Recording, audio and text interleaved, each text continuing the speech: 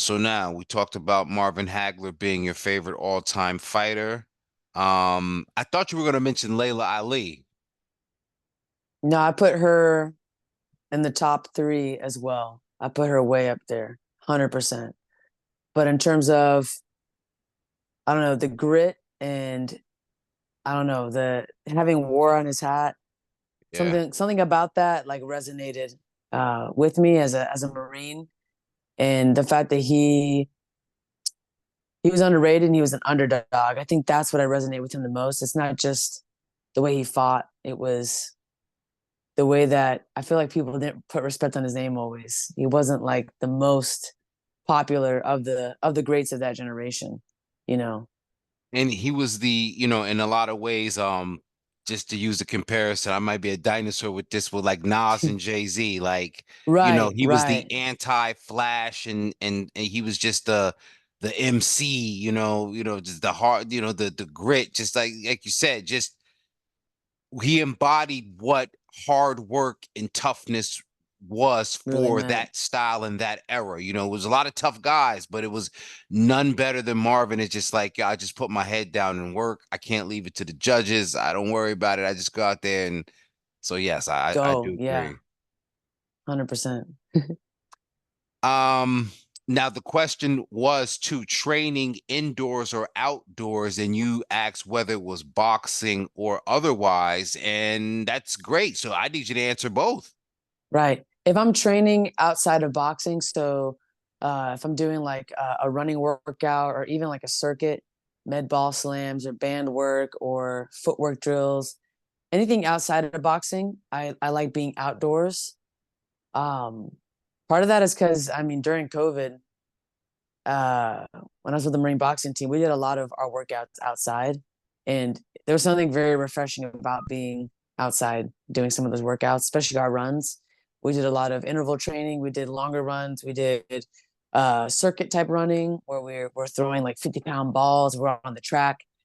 We did cone drills. We did all sorts of stuff. And being outdoors for that, we did some of those workouts indoors. It was actually more enjoyable when we were outside. Now for boxing, I don't know. It's hard to find a heavy bag outside. You Yeah. see it.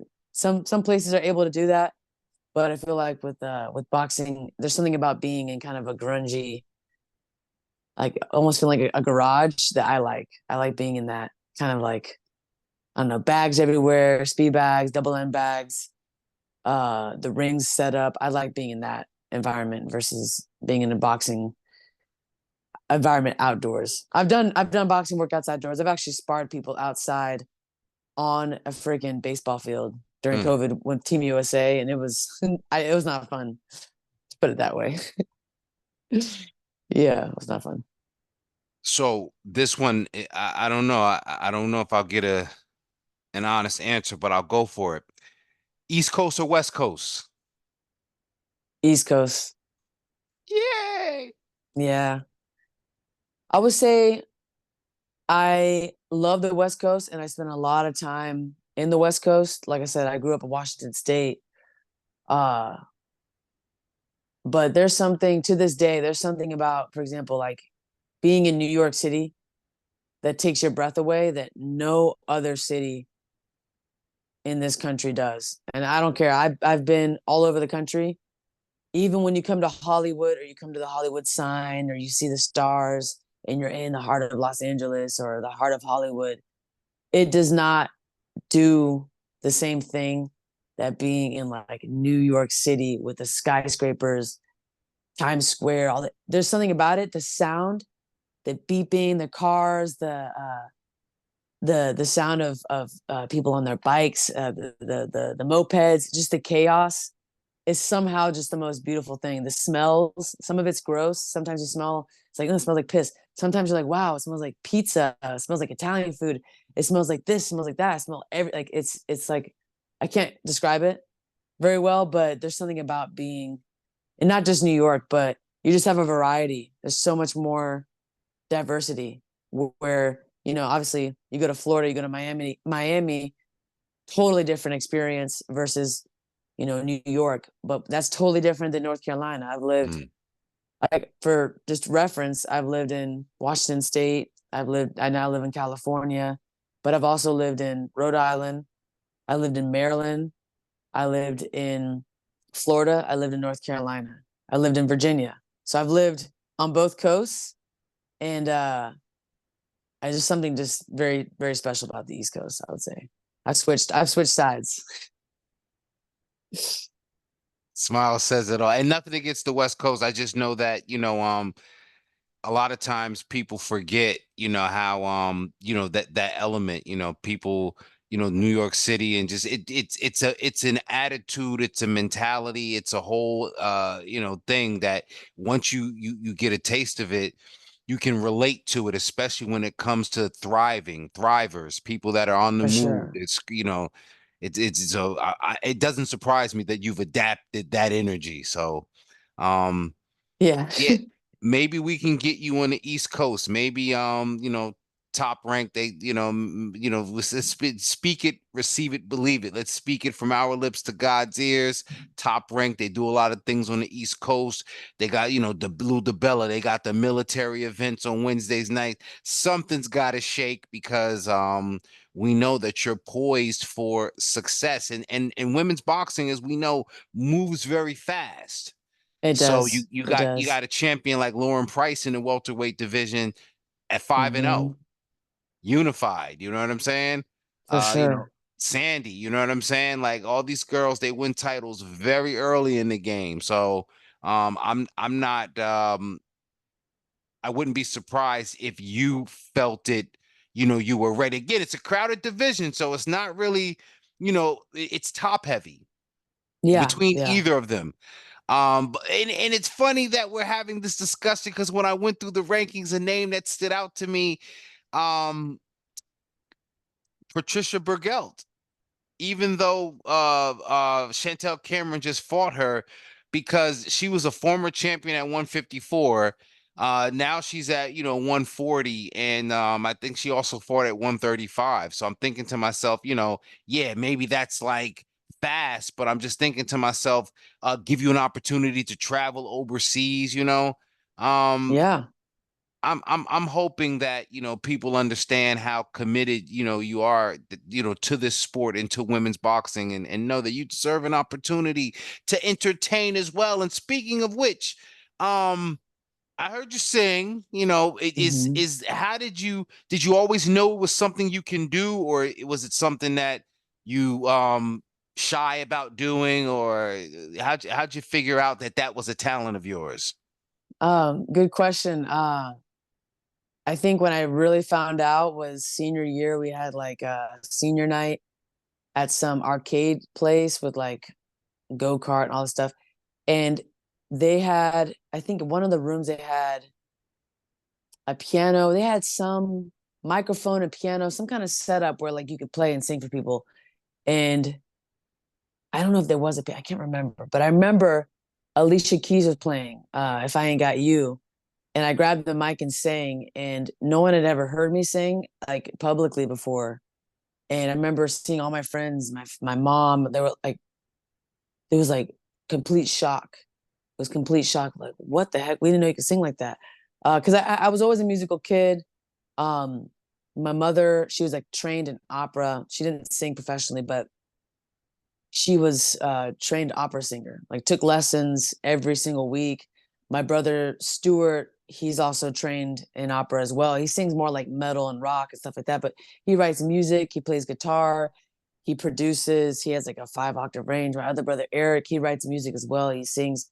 My dad has a great voice. He plays piano by ear. So No I grew family up, band? You guys never yeah, got a dad with a we family should band? have. We should have, man. That would have been great. But no, I grew up playing instruments. I played the trumpet for like, I still play a little bit now, but I played the trumpet for like 6, 7 years. I actually played in the inaugural parade in Oh wow. 2008 when Obama was elected. I technically 2009. Was 2009, 2008? I always forget. 2008. No, 2008 he was It was elected. January of '09, right? Oh nine. Yeah, January of '09 was when I marched in the parade. Yeah, so I was in band. I was serious about it. It's kind of nerdy, but I was one of those band geeks, and I never really let go of that. So to this day, I have my whole music setup right here. I've got like 3 guitars. I have 3 pianos. I have my trumpet. I have a flute. It's just always been a part of my life. band geeks make the best music producers. You think so? So I know so. I mean, I know a lot of people that, especially in the South, where band culture is still prominent. You know what I mean? Yeah, yeah. A lot of those guys end up being major producers. Guys like Metro Boomin, they play all these instruments and then they kind of play some and then they play some on the pad. So, um, you know, I'm not sure if I'm not like you don't know, but Callie Reese, are you familiar with her? Yes, I am. Very. Yeah. So that's kind of like, I'm not sure what people understood about her career as a fighter, but she's almost in a renaissance, if you will, far away from boxing at this point. Now Emmy nominated, like all these great things. And do you see yourself also being able to use boxing as a vehicle to springboard into those musical interests and some other entertainment interests that you might have? I do. I do. And that's what I want to do. I want to accomplish uh the greatest thing you can accomplish in boxing, being a world champion. And I'd like to flirt with the idea of doing MMA as well. Like we talked about, I grew up wrestling. I have a big background in that. Blue belt jiu-jitsu, grew up doing taekwondo. Definitely have considered going into that as well after Wow. boxing. And then after I take over women's combat sports and I hang up the gloves, as they say, I would absolutely love to go into entertainment and explore that because I've always been an entertainer since I was a kid, 7 years So, old. so you got to start doing some Tyson Fury business. After you win, you got to start singing. Sweet Caroline. Yeah, he's actually decent, even though he's kind of cringy sometimes. Yeah, He's got a yeah. decent voice. I don't like his selection. If he had a better selection, like Eddie Hearn could sing a little bit. Like Eddie's all right. I don't know if you ever heard Eddie Hearn sing "Ain't No Sunshine." No, I that would be a good song for Tyson Tyson. to sing, but I don't know. That might be too Yeah. soulful. He's not a very soulful guy, you know. Let me tell you something. I said the same thing about yeah. Tyson doesn't have the soul for "Ain't No Sunshine," but Eddie, let me tell you something. Surprised the hell out of me, and I don't know where he get it from, but trust me, find it on the internet. I might even send it to you. Eddie singing "Ain't No Sunshine" was like the most funniest thing because I said he's always kind of like everybody's like Eddie's just running his mouth, but I trust people that can sing. Like if you can legit sing, I kind of trust you because I feel like God gave you a little special soul something. So you know what I mean? Um, you might have to reconsider. Eddie might be all right, but Tyson, no, we want to leave him to like Springsteen ballads, give him like Manfred Mann, Blinded by the Light. You know what I'm saying? I think that's more his range. Like yeah, yeah. That's funny as hell though. But But I think yeah. your range, is going to be, from here, as far as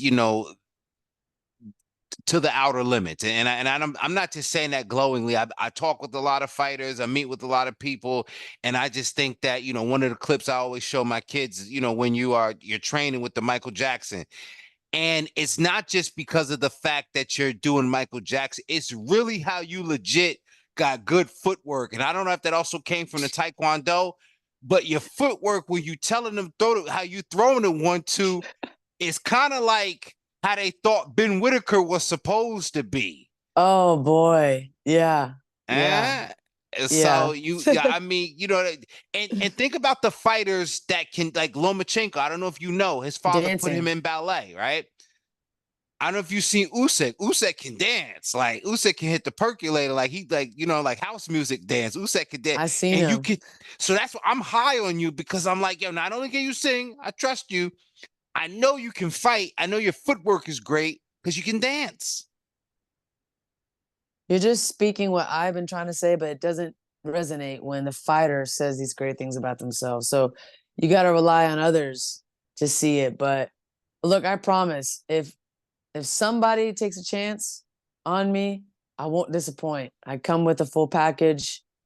Um, I just need, the opportunity's got to be there. But I hope that things work out because if they don't, I'm not gonna waste my time.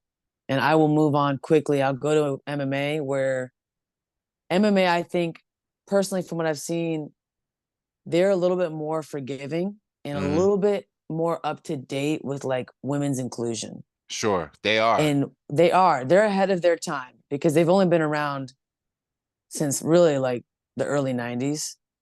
And they've already seen like, look, when we promote women in this sport, we bring more eyes to the sport, we bring more attention, we bring more followers, we can benefit from it too. It's not out of the kindness of their heart. I don't think that for sure. It's from a business perspective. So, if you're someone that's looking at it from a business perspective, you can make more money if you invest in women's sports. You can bring in a whole audience and crowd and viewers that might not really give a crap about fighting, but they care about the women that are fighting. They're going to support the women. They want to see that.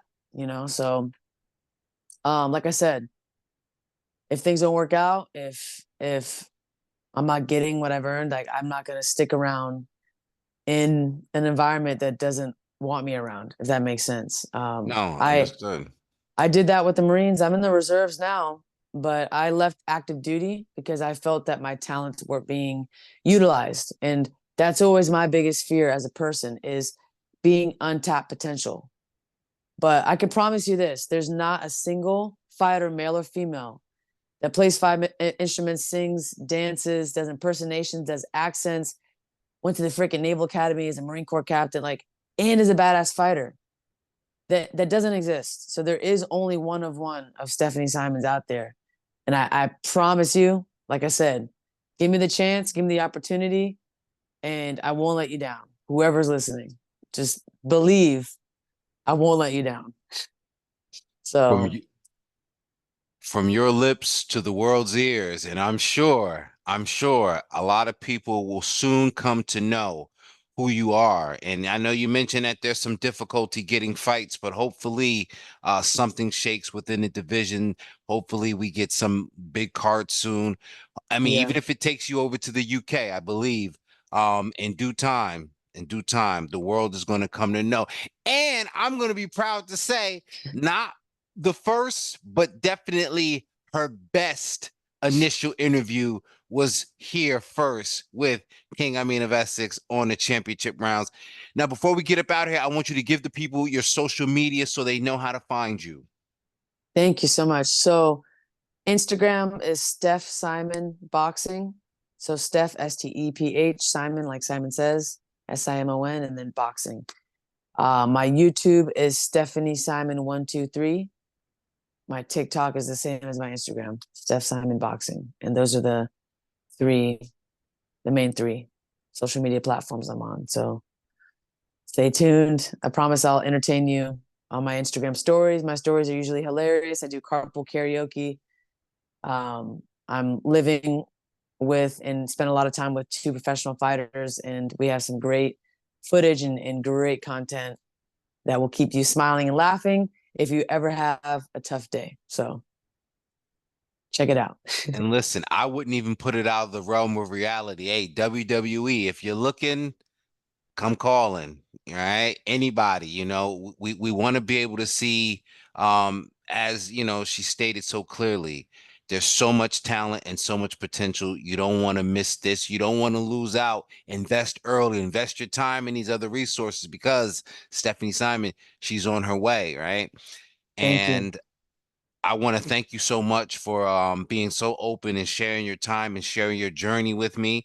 I'm sure this journey will continue to inspire other fighters, especially women fighters, because women's boxing is boxing and boxing is this thing of ours. All right. Thank you so much. I appreciate that. Thank you for having me. It was a honor and a privilege, and hopefully I'll be back with better Oh, you news. you most certainly will. Yes, sir. All right. All right. Peace, y'all. Thank you. Thank you.